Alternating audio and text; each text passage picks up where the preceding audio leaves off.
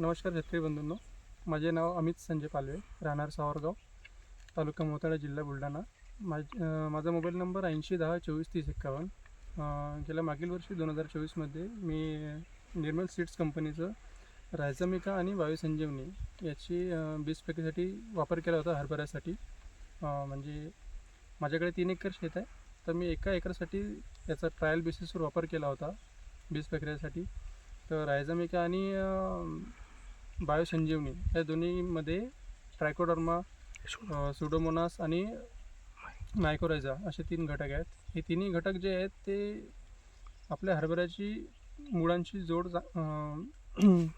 जोमदार वाढ करतात. त्याच्यानंतर जे आपल्या जमिनीत पोषक द्रव्य आहे ते झाडांना पोहोचवण्याचा प्रयत्न करतात.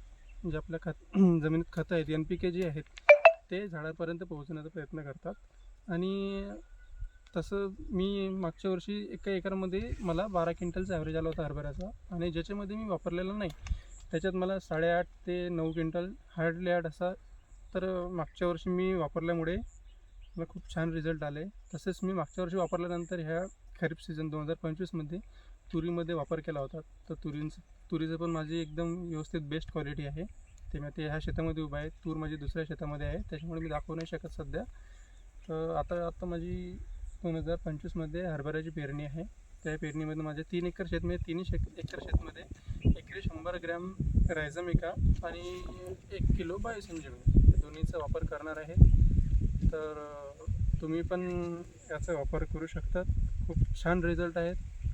म्हणजे जमिनीत तुम्ही खतांचा वापर कमी जरी दिले तरी हे रायझामिका आणि बायोसंजीवनी हे दोन्ही तुमची पूर्ण करतील याची गॅरंटी देतो. धन्यवाद.